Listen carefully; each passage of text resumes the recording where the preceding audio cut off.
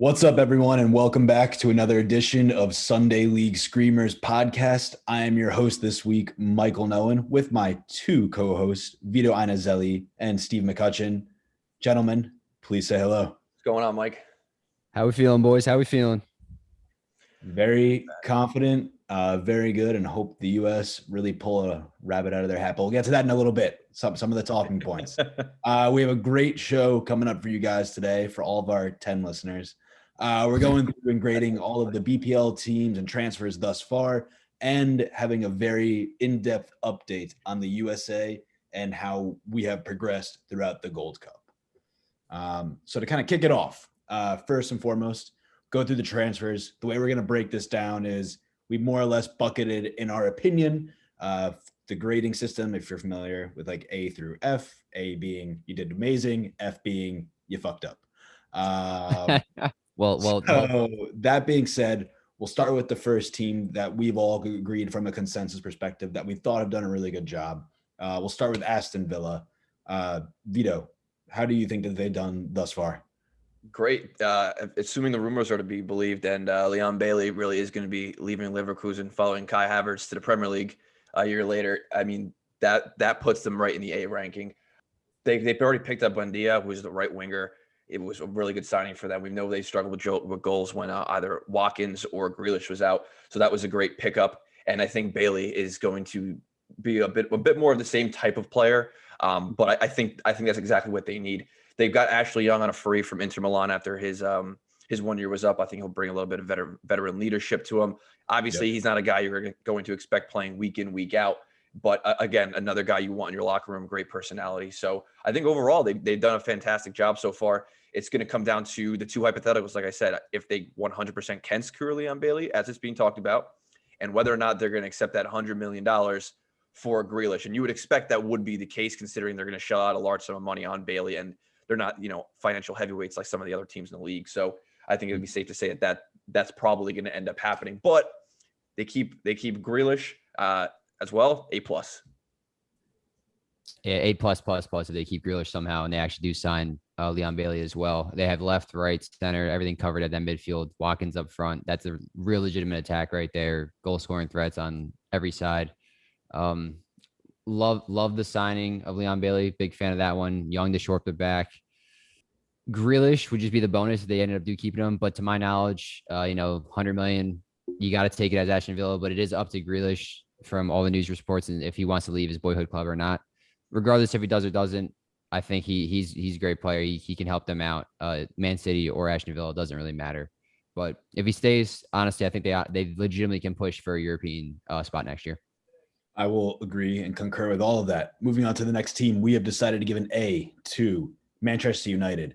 Kind of kick it off, we touched on this prior because I think when we did the last podcast, there was talks that the Varane deal was almost completed. Since then, it has been completed. They confirmed it. So they now have Varane, who came in. They've probably filled the two biggest holes in their squad just by doing that. Totally upgraded their team. Awesome moves. Must be nice to have owners who can spend millions and millions of dollars at the drop of a hat. But yeah, I honestly can't see too many holes in that team now, assuming Paul Pogba stays, assuming he doesn't leave. That's going to be a team where they're really going to be challenging for a trophy this year, if not multiple trophies. So I agree. I think up front, maybe someone to eventually replace Cavani, and then just a midfield partner on the defensive side for Paul Pogba is really all they need left. Other than that, the only thing I think that hurts them for a title shot is just their depth. I don't think they have enough compared to someone like the likes of Man City, Liverpool, and almost Chelsea now too. I think they're getting to that point where they have two first-team squads. Very close. Yeah, I mean, if they do pick up Leon Goretzka, like we were discussing previous week, that would be the solution for them in that midfield there. And it doesn't sound like they're done. I think there's going to be another move or two from them. They're active like Chelsea were last year, and they know they have to be. And like I think Mike, you were saying it last week. If they don't win a trophy, I mean, they're out. So I think Ole's putting in the transfer request and he's like, get me my players if you want those trophies. Third team that we decided to give an A to. Leicester City. They've done a great job in the past couple of years, really solidifying themselves as not, I guess we could say, a non-traditional top six team, going from obviously being out of that relegation battle, winning the Premier League, into the Champions League, kind of bouncing back and forth. They lost Mahrez a couple of years ago, and honestly, they're one of their head of recruitment. They've done a phenomenal job replacing Conte, Mahrez, some of the other bigger players who maybe have left that team, and then plugging and filling those gaps. This is just another example of another year. Signing Daco's the apparent heir to Vardy, who's I think he's like 34 now. They had Sumari and then Ryan Bertrand. Yeah, I mean they're plugging holes that they know they had to fill, and I think that they do an outstanding job transfer wise. Yeah, they're doing a good job by getting guys relatively cheap as well, considering the potential upside for a lot of these guys. Yeah, and don't forget, obviously, I feel like everyone always basically ups the price and set the second year Premier League squad. Every other team in Europe is just like, oh, an extra 10 million right there in the pocket. Yeah. So when you see a team from England actually do good business like that, it is kind of nice to see. You know, they're doing something behind the scenes that's very well. Daco looks to be legit. I mean, granted, I saw one friendly match of his so far, but the second he came onto the field, got a goal, played a big part into another goal. Didn't get the assist, but basically like the second assist, and then also earned a penalty to get the third goal. So looks legit. We'll see how it plans out for him, but you know, it might be the replacement that they need. Bertrand's a great addition on that left side, and then we'll see if Sumari can lock up the midfield with Ndidi or not. I think they need to be looking at a center back too, but that's another conversation. Yes, they do need, just for the depth and the injuries, because once Evans and Sonachi went out last year, it shadowed them. That's when they lost the Champions League. Wes Morgan retired. I mean, granted, he probably like only had what eight appearances last year at most. Yeah, but it was a good filling guy if you needed him. Yeah, definitely. Mm-hmm. To the teams graded B, first we start with Arsenal.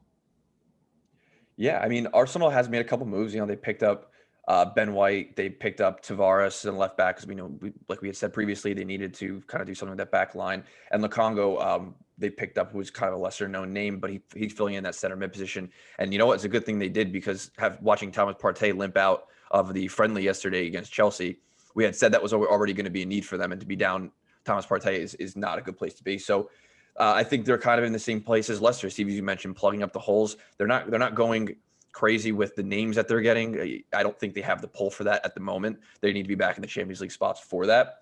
But I think it's a good start for them. I think it's nice to see Arteta getting the guys that he wants, and it's going to be interesting to see if they perform the way Arteta wants them to, because I think he's in the same boat as Ole coming up. It's like, hey, we're getting you the guys you want. The squad's still good enough to push potentially for that fourth Champions League place, or at minimum for Europa League spot. So I think they're making good progress.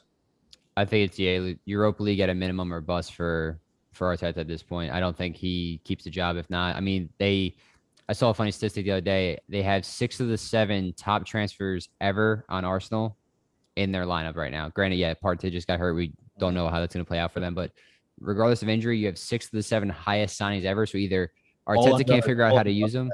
Yeah. Interesting. Yeah, they're all in the current roster. So either he doesn't know how to use them, or management buying players actually just sucks, and they're overspending for no reason. So it's one of the two. And granted, 9 times out of 10, I feel like the manager takes the sacking out of it. Yeah. Mm-hmm. Yeah, they're not going to sack Kroenke or anyone else. Yeah. I don't know if Ben White's necessarily the answer for him. I mean, he's played 38 games in the Premier League, right? English championship player, defender of the year, but who knows? We'll see. English price tag, English tax is 20 million nowadays. Chelsea made a couple decent tackles, stepped in when he needed to. So it was definitely encouraging to watch him perform yesterday. Yeah, so we'll see.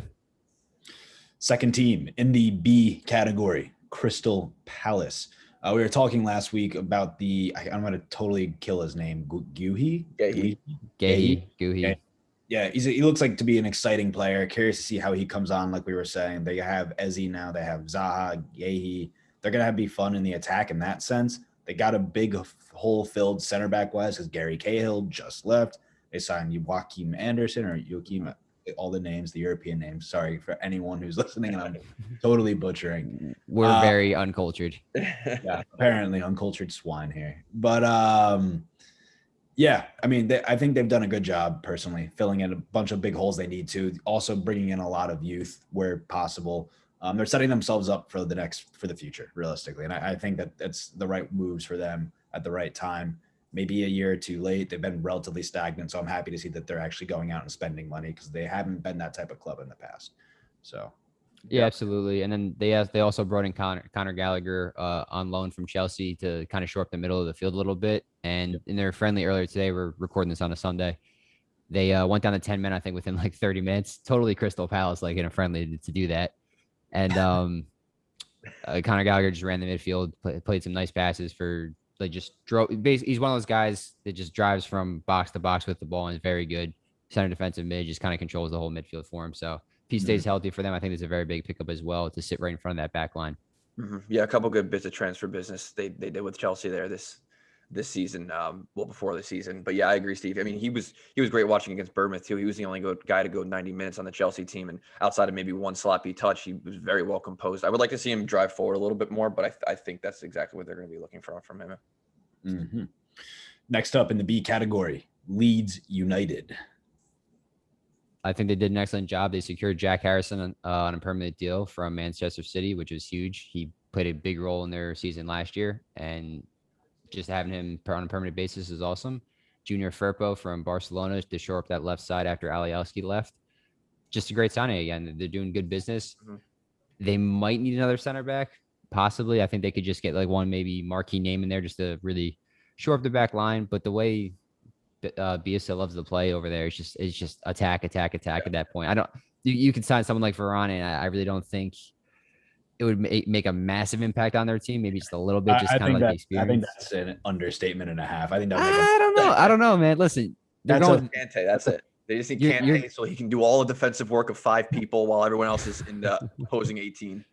Listen, they're 8-on-2 in the attack at one point, and then it's 8-on-2 the other way back. So there's not much you could do with that.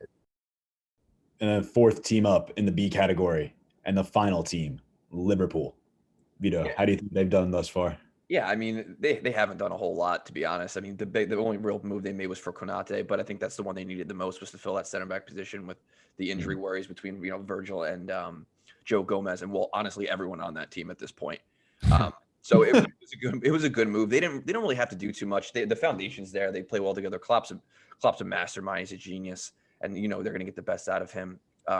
We said it last week. The only thing that I would like to see them do is go out and maybe get another center midfielder, maybe more of a box-to-box guy to replace Wijnaldum. But outside of that, good piece of business. They got him at a reasonable price too, and he's a top player, especially at 22 years old. So I think he's definitely one to watch the future. So good for Liverpool there. Yeah, absolutely. They shore up the midfield a little bit with after the Wijnaldum departure. They go up to an A without a doubt. They didn't have to do much going into the window. So if they're gonna knock out the exact 2 areas of the field that they need, well played. Agreed. In the C category, we'll start first with Chelsea. Steve, as a Chelsea fan, how do you feel? The only reason they're up there in the C range is just because of the amount of funds that they're getting in right now. With the Gahey and the Tamari sales, they're roughly in the 50 to 60 million profit range on top of a couple academy players. They haven't really signed anyone besides just the third string keeper. But, they're getting the funds together for Haaland, maybe, or just some other type of striker that they want to bring in. And we'll see from there how it goes. But, yeah, they're just there just because of the sales and the profit that they brought in. Yeah. Do you think if Chelsea doesn't sign a striker, they get an F? No, I wouldn't say they get an F. I would still probably keep them in that C category because they're offloading the people they need to offload, if that makes sense. Mm-hmm. I think it puts them in a stronger position to get that striker. And I don't think they need to panic spend because they have, as much as we like to make fun of Timo, they do have Timo. He can be productive. I think there was a statistic out there, at least leading up. He was like one of Chelsea's main goal scoring threats and like creating opportunities and things like that. Whether he finishes them or not, that's another story. But if he, puts himself constantly in that position, it's going to happen eventually. So he's probably their highest contributor in terms of just was he the leader in assists? I don't know if he was or not. So creating opportunities, he definitely is 100% up there for the team. Did he do it in front of net? No. Is there 14 different gifs on Twitter right now of him just shanking shots?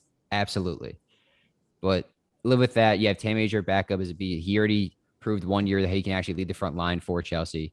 And then if you really want to go that deep, you got Batshuayi back there because he's back on coming off a loan too. So they do have depth pretty much everywhere, but they do have to make a couple more, definitely some sales. Zappacosta, Baharam. They're just they go on and on of their loan system and just bringing guys in. So they do have to offload quite a bit more. Yeah, it's good they're trimming the fat. They definitely have a bloated squad, and getting that wage bill down is going to be crucial if you want to sign a player like Lukaku or Haaland. Absolutely. Second team in the C category, Everton. Realistically, they've had a decent transfer window. They signed Andros Townsend. I'd say that's a pretty good signing for them.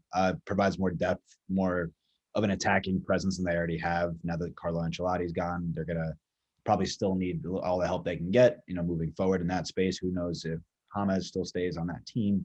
Asmir Begovic, Damari Gray. I think that was a good signing for them as well. He's a young player. He's relatively proven, not living up to the hype and the potential that he has just yet, but there is still a raw player in there that I think, given the right manager and the right circumstances, he could be really good and really grow. Maybe Everton's that place for him. Yeah, absolutely. And for the price tag, how do you go wrong? It was a 1.5 million or something like that. It was absurdly cheap. No, for Damari Gray. Oh yeah, it was like $2 million.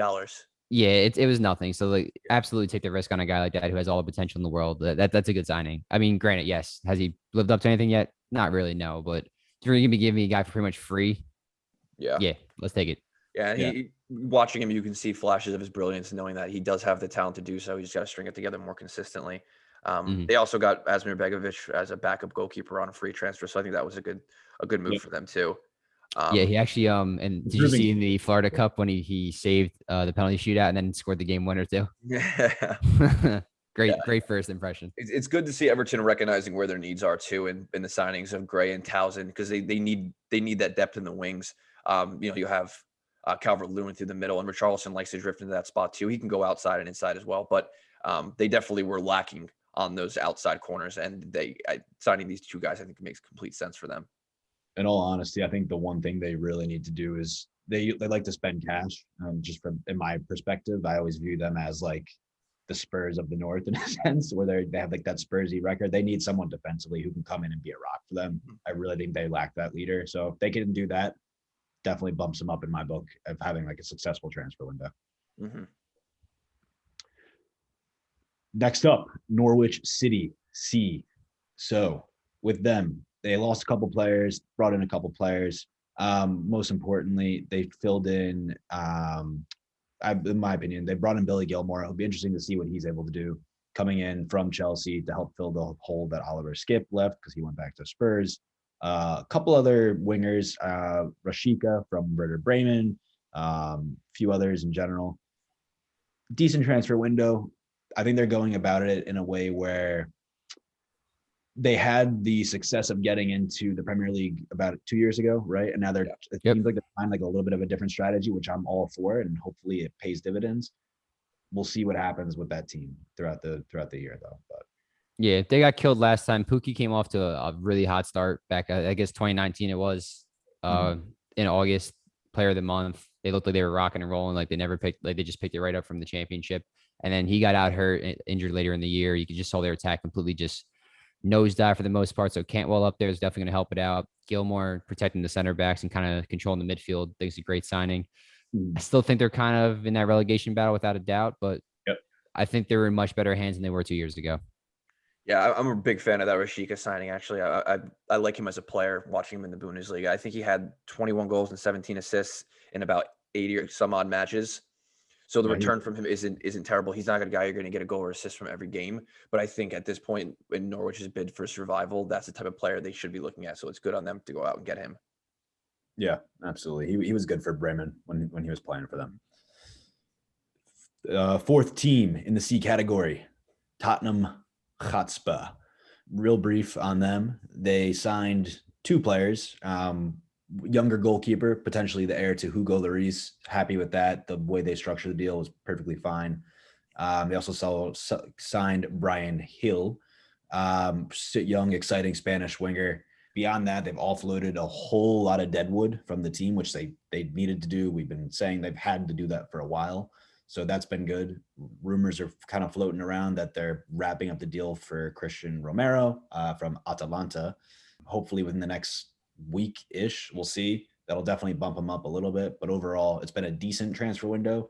Nothing too crazy just yet. But I get the feeling that it's not done for them, and there's going to be a lot more movement over the next 2 to 3 weeks with them.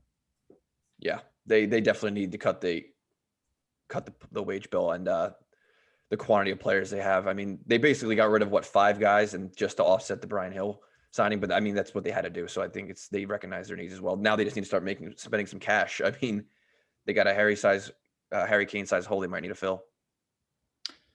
Depending on if Grealish goes or not, I read there was reports saying that if Grealish shines, they are not going to go in for Kane. But also, if there's one team in the world or 2 teams in the world that have that ability, PSG and Man City, never doubt them. They have money in places you wouldn't even want to believe or know about. Yeah, and Kane's made it pretty clear that he wants to leave at this point, and I think, like you said, it'll depend on Grealish. So we'll see. Mm-hmm. And then the final team in the C category, Watford. Steve, what's your assessment on them? They pretty much are just plugging holes as best as they can right now. A lot of it all over the place, though. I mean, Danny Rose on a free transfer is a pretty good business. Yes, he's getting up there in age, but just showing up the left side. He's been in the Premier League with Tottenham for years and years. They got Joshua King up front, Ashley Fletcher up front, both again free transfers. So I guess they really don't have much money to be spending coming up from there. But they're trying to plug as best they can. Last time they came up, they had really, really hard time struggling scoring the goals. So they've loaded up there. I think they also got Dawson in the back. I don't know if they signed him this year or if he was just recently, but they're up there in age. I don't know how well they're going to be doing. I think they're definitely relegation candidates right now, but they're trying to do pretty much everything possible just to stay up. Mm-hmm. Yep. And apologies, I missed a couple other teams in the C category. So 2 others, West Ham, Wolves. We'll start with West Ham. Vito, your assessment on West Ham thus far in the transfer market. Yeah, West Ham did a good job by going out and getting Craig Dawson. They definitely needed a center back there, so getting him from Watford was a good move for them. Alphonse Areola from a loan from Paris Saint-Germain. I mean, that makes complete sense. They have about 19 goalkeepers at this point, and he's still a great keeper. He's just maybe not PSG quality at the moment, so it's good for them to add them in as well.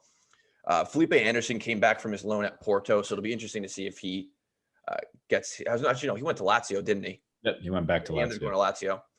Yeah, I like Felipe Anderson too. I'm disappointed it didn't work out for him at West Ham, but they still need to go get that striker. They need to go get more firepower up front. We know they've been linked with Tammy Abraham, we said last week as well. So still more to come from them. They've had an all right transfer season so far, but hopefully they got a couple more moves in them. Mm-hmm.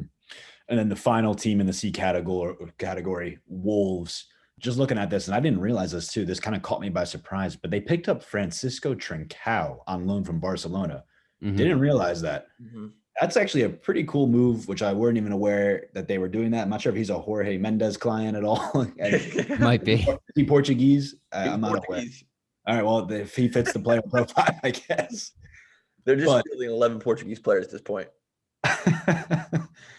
Ronaldo's next, I heard.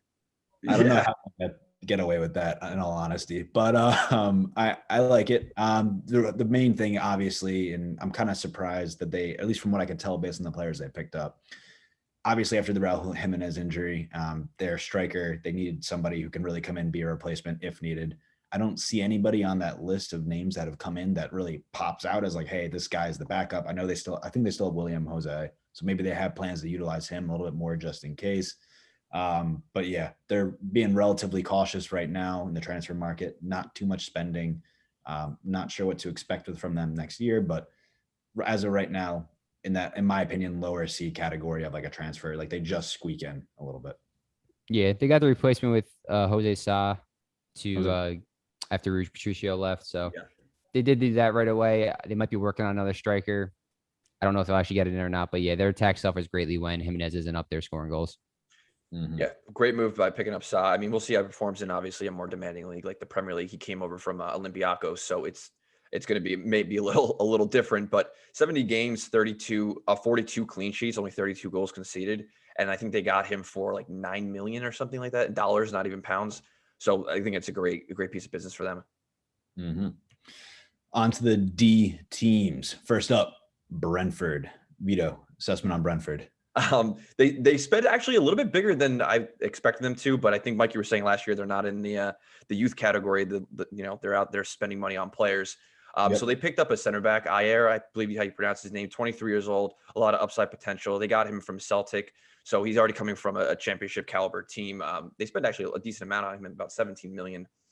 And Onyanka, I'm not gonna be able to pronounce that correctly, but he's a central midfielder for 11 million. So they definitely seem to be shoring up their spine. They did a little bit of business with Chelsea again. Miles Parhalis, he's an attacking midfielder. So it just kind of seems like what they've been looking to do is kind of shore up all aspects of the field and kind of provide themselves a little bit more depth. Not a lot of players have left, and the ones that have gone on free transfers. So maybe that's a little bit detrimental, but I mean, they're not going to be attracting the type of talent that's going to be able to keep them in the league at this point. And they're early candidates for relegation, in my opinion.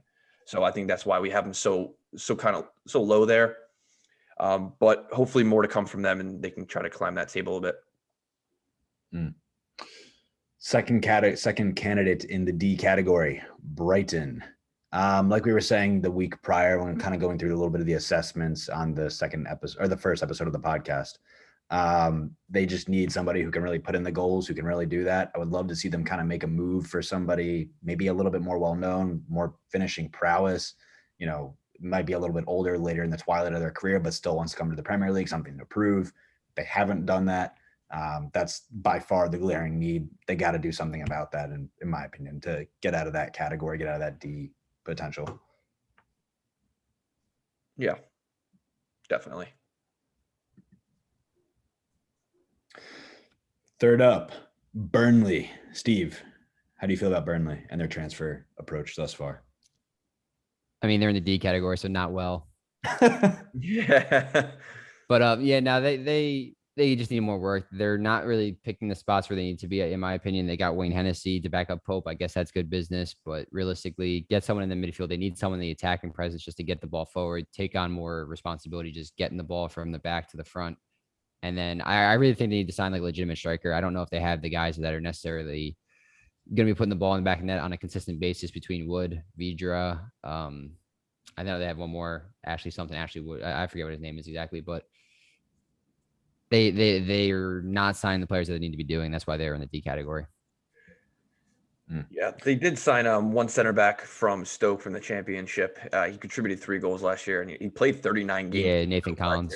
Yeah, so I mean that's pretty good business in terms of getting him relatively cheap. I mean, we hope it's gonna be cheap. We hope he's a success. Obviously, we'll see. But yeah, they're not active. Is the main issue. All right, fourth up, Manchester City in the D category. So far, have not done anything, have all the money in the world to spend on players, but have not been able to agree to any terms with any players. Until that changes, can't really see them really getting out of that category. They also haven't, from my knowledge, haven't been able to really get people to leave besides Aguero. They got Eric Garcia to go to Barcelona. But they do have, from my understanding, some people that they want to offload, maybe Sterling, maybe Laporte. It just depends. Like there's a couple names that have been floating around. So until they make some moves, D, just to be honest. Yeah, I think that they're in the same position that Chelsea are, but Chelsea are selling players. Like Eric Garcia actually left on a free transfer. Obviously, that's Aguero did as well. So they did sell Angelino to Leipzig for like $20 million, but money is not City's problem. It's about who they're acquiring to fill these massive shoes of Aguero. And until they do that, it's a failure for them. They made one transfer, Scott Carson, on a free transfer. Backup goal.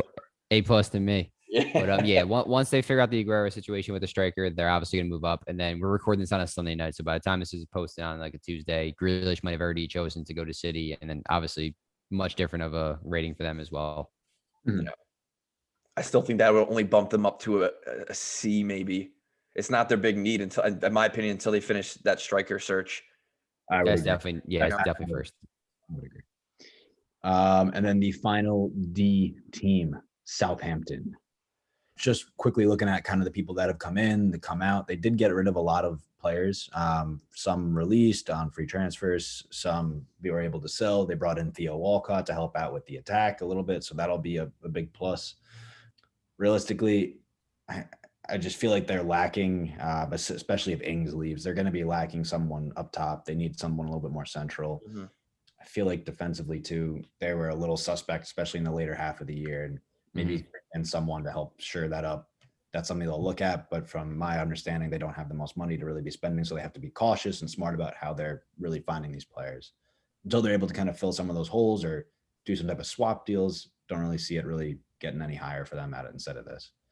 Yeah, absolutely. The Danny Ings thing, that's gonna be interesting to see how that plays out for the most part. I think they're honestly, I'm not big on I'm big on getting the most value for your guys when you have them. But in this situation, one of the very few times I say let the guy leave for free the next summer and just keep yourselves in the Premier League and have those funds available for you for the next season if necessary.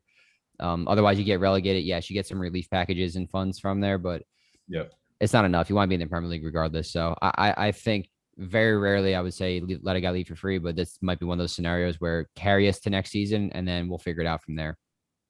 As we know, they're perennial sellers. They always have been, and I don't see that changing anytime soon either. They're not necessarily buyers. And I mean, they've been fighting relegation for the past couple of years now. They finished 2 spots above the drop in 2018. 2019, they improved a little bit, finishing 11th. But then again, last year, you see them back towards the bottom in a potential relegation battle. So it's not a sustainable business plan for them, and they really need to start making some moves if they want any chance of staying up, for the next couple of years.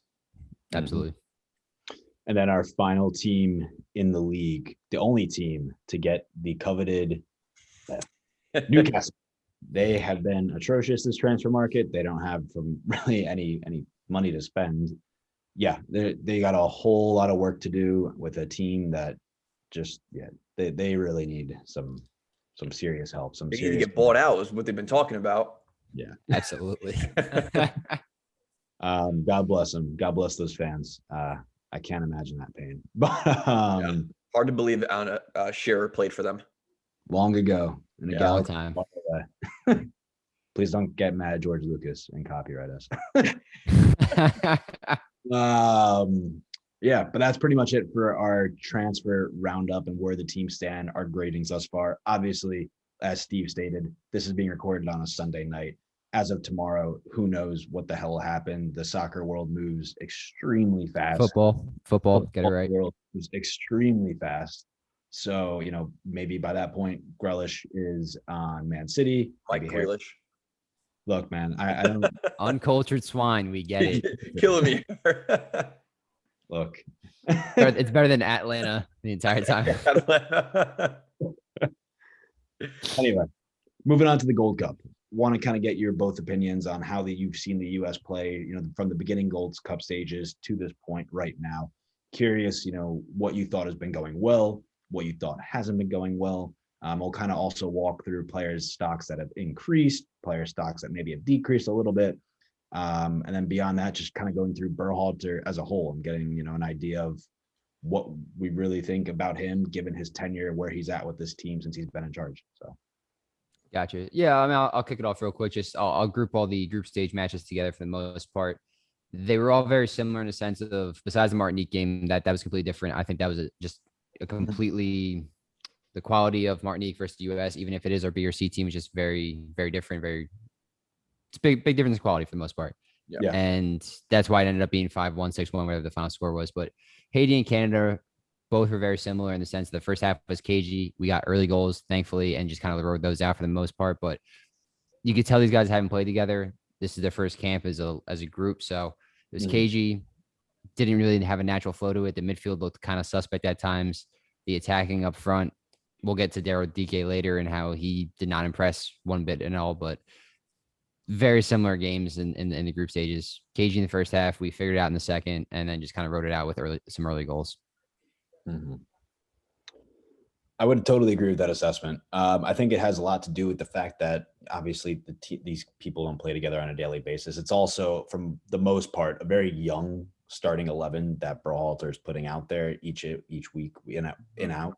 I will say that for them, again, like the most part, it's a pretty consistent 11, which, obviously helps build confidence and helps build that chemistry, which I do like that he's doing.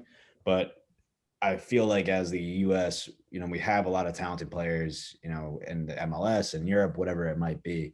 And in some of these games, like, we really should be imposing ourselves a little bit more and not have those nerves like you were mentioning.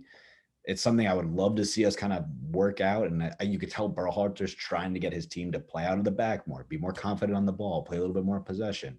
But I feel like some of the players haven't really bought into that, at least with this roster in the Gold Cup. And, they're making good progress. And I think he's seeing a lot of who he can trust and rely on for these big qualifying games down the line. I'll put it that way.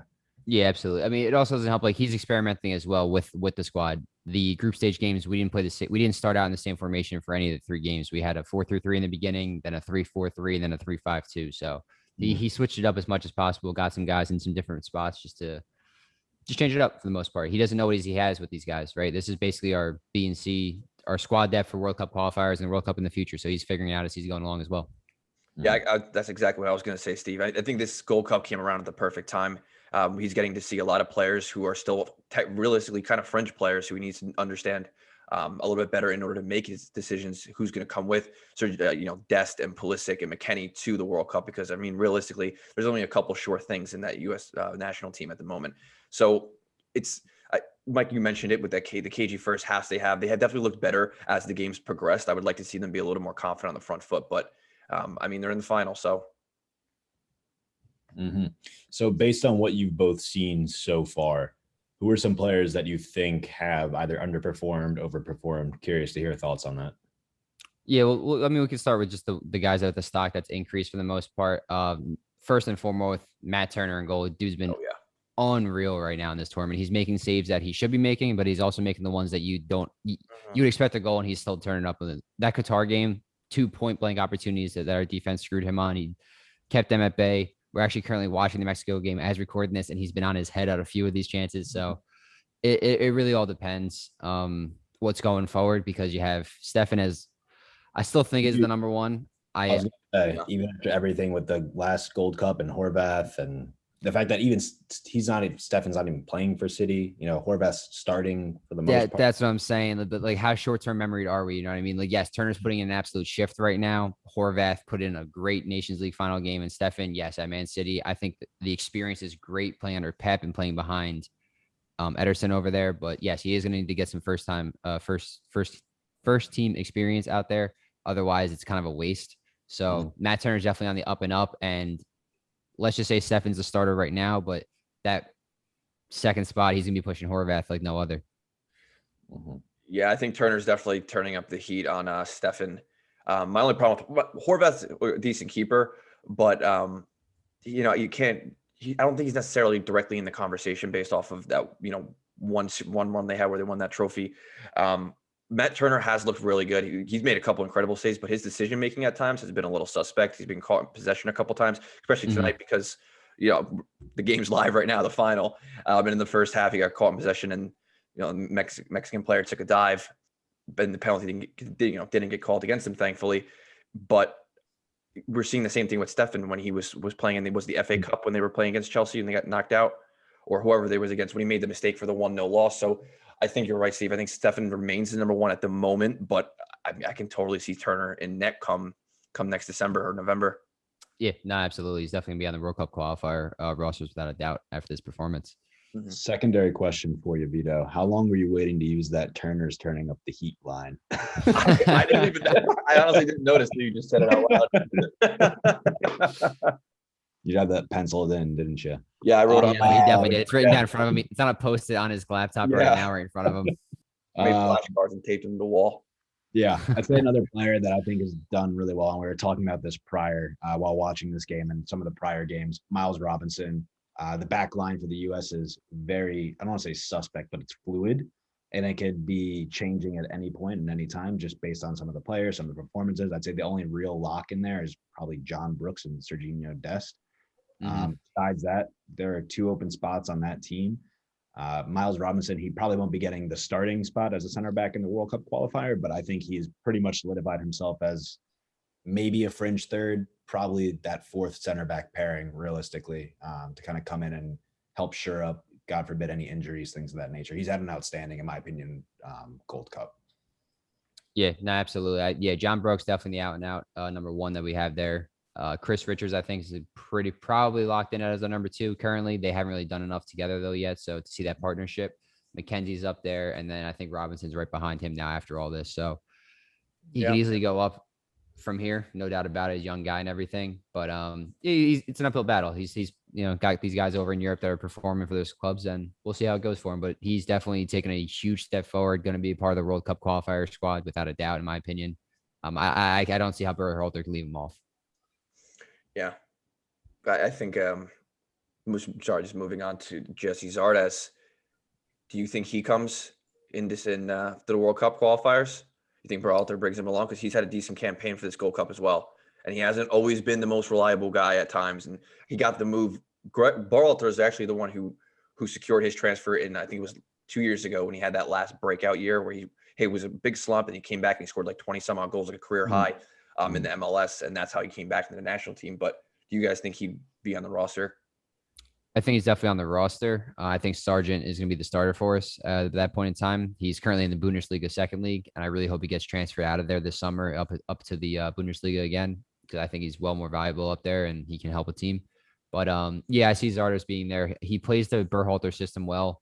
For those that don't know, like Olivier Giroud back in the 2018 World Cup, I don't even think he scored a goal for France, but they ended up winning the tournament, and he was probably the most crucial player on that team, just holding the ball up, letting the wingers and the midfielders run off of him. Zardes is kind of that guy for him, and Berhalter does enjoy that. Granted, obviously we're going to play different against certain opponents and stuff, but for the time being, yeah, he does deserve a spot. But I do think he's behind Sargent on the pecking order. Okay. Mm-hmm. And then what about at the right back position with Shaq Moore? We kind of have an embarrassment. I don't say an embarrassment of riches, but we do have a lot of really good right backs with the U.S. right now. Serginho Dest, obviously, is a natural right back, right? But he can play on the left. So if you wanted to do something along those lines, Reggie Cannon and Shaq Moore, who's had a pretty solid Gold Cup. He only came in, from my understanding, because of an injury to Reggie in the beginning games. And since then, he's really taken a hold of that spot and made it his own, at least in this tournament. He definitely deserves a call up, if not to be looked at potentially down the line as like, hey, maybe we need that backup player to come in, help really push the competition internally, keep everyone on their toes, maybe provide something in a game that requires it. So, yeah, no, it's definitely a lot of riches over there. I mean, you got DeAndre Yedlin still that you could plug in there. Yeah, there's so many different guys that we could possibly like put in that position. I wouldn't be shocked if we do allow someone like Moore or Reggie Cannon to play right back. We move Dest to the left because we're not really sure about Anton Robinson and over there. So wouldn't shock me one, but if that happens, because we do have such good quality at the right back position. Mm-hmm. And then the last player that at least we earmarked, I think we all can agree on to, Matthew Hoppe. He's been really good throughout the tournament. He's been scoring big games, a lot of big goals. He's got some pretty nifty footwork too. There was a play, I forget who was it. I can't remember the exact team, but he megged I think it was like 2 people in a row. Yeah. He's got a good step to him. And he usually plays typically as like an out and out striker, but he has that flexibility to play either on the wing, the left, through the middle. I think he's definitely one to watch, and hopefully he's one who also maybe gets a transfer out of Schalke, goes up to a little bit better of a team. So he can kind of really spread his wings and grow more as a player too. So, yeah, absolutely. I really hope he does get out of there because he should be in the first division, in my opinion. Looks good as a winger, looks comfortable, which is unusual. Sometimes a lot of those guys at striker, they kind of lose their footing when they're out in the wide flanks and everything like that. So good to see what he's doing. And I like him a lot because he's actually willing to take guys one-on-one, which a lot of our team, at least in the Gold Cup so far, seem hesitant, right? They're not like Pulisic and like McKenzie and guys that just get forward. So he's been one of the talismans, in my opinion. Grant, does it work out every time? Is his decision making in the final third the best? No, but the kid's like what, 19 or something like that. So yeah, he's gonna grow. You're gonna run into that. But being willing just to take everyone like straight to the defense absolutely stocks up.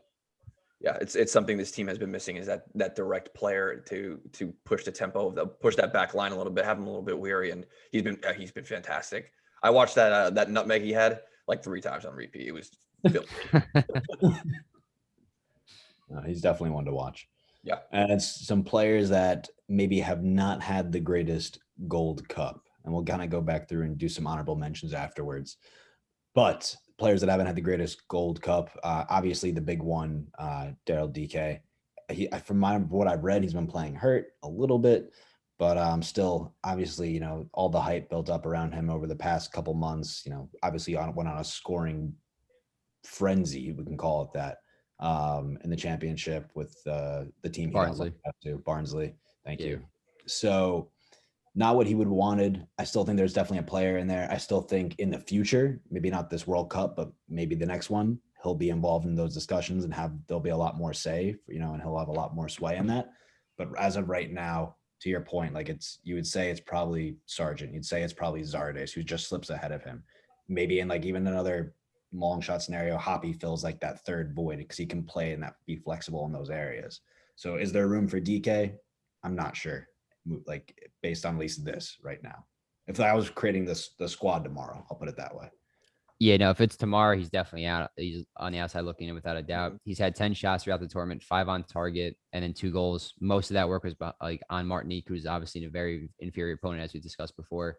So his hold up play, his first touches have been horrible. He's been losing possession up there. Yes, after the Canada game, there's something completely wrong with the shoulder. When he's running out there, you saw it just hanging down there.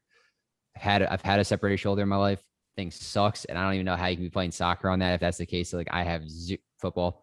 I have zero idea of how that's even possible. So props to him for at least fighting through it. But yeah, he didn't do himself justice because Barnsley, he was lighting it up, goal scoring. I also just don't think he necessarily fits Berhalter's system up front. So that might not be helping him in a sense too. But once he gets more technical, and I think he does have the capabilities of doing that, he'll be in the squad for a long time. Just not now. Yeah. Sebastian Jet. What are your guys' thoughts on him and how he's done? Boo. Yeah, he kind of reminds me of like an older Michael Bradley now watching him on that US field. It's constantly negating attacking movements. He's slowing down the pace of play when the break was clearly on. That he's not releasing players when they need to be released, and he's just killing the overall tempo of the game. Especially given the first halves that we've seen from the U.S., where they've been trapped in their own half for the most part. It's even more crucial when you do have that odd opportunity and he receives the ball. You can see balls that need to be played into space for their wingers or whatever, and they're just not getting played. And it's totally pulling away from the attack, and it's inviting more pressure back onto us, and then we're having to worry about playing out of the back. And like you said, Steve, this isn't necessarily our A lineup. So while it's nice to see this team trying to play out of the back more and more, they're not always 100%. I don't want to say confident, but I guess successful, really. So I really was hoping to see a little bit more from him during this tournament. I think what's interesting about him in particular, too, is that he was getting a lot of starts earlier under Berhalter and the CONCACAF Nations League or whatever it was. He was a part of that team and he's getting a lot of minutes, too.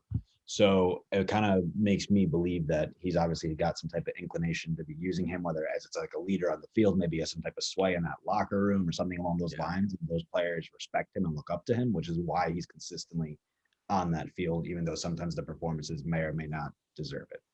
Yeah, it can completely be just a locker room thing that we don't see from an outside perspective as a fan and stuff like that. But absolutely, I'm a little disappointed in his performance. I don't have a problem with him being a hold-in midfielder and doing what he's doing currently right now. But when he's killing counterattacks and I don't know if it's just a lack of vision, lack of confidence, or he just straight up just doesn't see it and what's going on. But there was plenty of times against Jamaica where I thought we could have been on the break 3 or 4 times and he just put a sideways or backwards pass. And I was like, come on, dude, no. Another player who probably would have liked to have a better Gold Cup, Jackson Ewell. Guys, thoughts on him and what he's done and where maybe it went wrong? I think he's really in his lack of confidence because back in the Nations League, when we were playing, not as great of opponents and stuff like that, he was picking the ball around kind of like when prime Michael Bradley was actually like there. He was picking apart defenses left, right, up and through the middle. Just lately just hasn't been there for him. He's had 1 start and then 2 substitute appearances in this Gold Cup so far. And I don't see the player that what he was for I don't know if he's not being utilized in the position he needs to be right now, but it's just not there from what he's been in the past. So I think he's definitely on the outside looking in and maybe not get back in. I think it says a lot too that especially after I think it was like the first game that he played, they put in Buzio. Am I saying his name right? The 19-year-old transferred from Kansas City to Italy. And he in certain games wasn't even having the greatest games, and yet he was still being preferred over Ewell. So I think his confidence definitely took a hit. He's going to take some time to build it back up. There's a player in there, like we were saying, if you're going to make a team tomorrow, does he make it and fill that hole behind a Weston McKennie or a Tyler Adams and kind of fill that 6th spot? Probably not, realistically. No, absolutely. At that point, you stink with Lingette and Leggett and use the experience and the leadership role if they're going to be on the same level footing at that point, Yeah, I would take Lingette over Jackson Ewell right now, definitely. What about Pines? How are you guys feeling about him? Yeah, just kind of get off the field, to be honest with you. Honestly, like no, when he came on for Zimmerman when he got hurt, it was a completely like obvious just lack of play. He can't pass out of the back. He looks very uncomfortable back there, and that's exactly what Berhalter wants to be doing. He gave it away 2 or 3 times, like immediately. Thankfully, Yeah. Robinson was back there and covered his ass, but he definitely looks not comfortable in it, and did not make a good impression. There's a reason. We're gonna go over his name in a second, probably with James Sands, but he's a defensive midfielder and center back, and you see why he's preferred right now as a center back throughout the rest of the tournament instead of Pines. Yeah, absolutely. I mean, if we're getting on Lingette for, causing a little bit of defensive worry with his back passing and not applying pressure, I mean, the only thing worse is giving the ball away and from the back line. And he's done that, like to your point, Steve, a couple of times. And I mean, that's totally unacceptable. If you got to kick the ball upfield, if you're going to feel pressure being applied, then do it. But you can't be giving it away, 30 yards away from your net. Absolutely. Imagine you're playing against, not Mexico, but you're playing against Ronaldo would have had 9 goals. But like, yeah, exactly. Like any other team that has some type of like legitimate finisher, like you can't do that. Yeah. So if he brings that to the World Cup, you might as well just write them off every game. You're already playing at a disadvantage. Mm-hmm. And then I'll ask the both of you as well, in terms of some honorable mentions, who are some players that we haven't said you both think, deserve at least some kudos, given maybe some substitute appearances or what they've been able to do in a short time on the field. Yeah, I mean, I was going to say James Sands again real quick. He's able to play multiple positions right now, and he's looked really comfortable at center back in times where, against Jamaica, where they have a very pacey, strong forwards, and he was able to keep up with them and not back down. I thought was great. And he's been pretty solid throughout the rest of the tournament when he just had to fill in unexpectedly at the same time. So his distribution is definitely better than Pines and some other guys right now at the back, being, kind of like, I think he's more of a natural midfielder, but I think we're going to see him employed more as a center back backup in the future. Yeah. And I think you have to mention Nick Giacchini as well. That Qatar game was looking for a hero, and he came up and he provided the assist that was needed. I mean, that's what you're looking for from these young guys. You're not always going to have the finished product with them because of their age and they're a little green. But what you're really looking for is a guy who's willing to step up and do the job that needs to be done. And he came in a difficult game where the U.S., more frankly, were just completely outplayed and should have lost that game if it wasn't for a safe penalty. And he came in, he got that late assist and put the U.S. through. So good for him.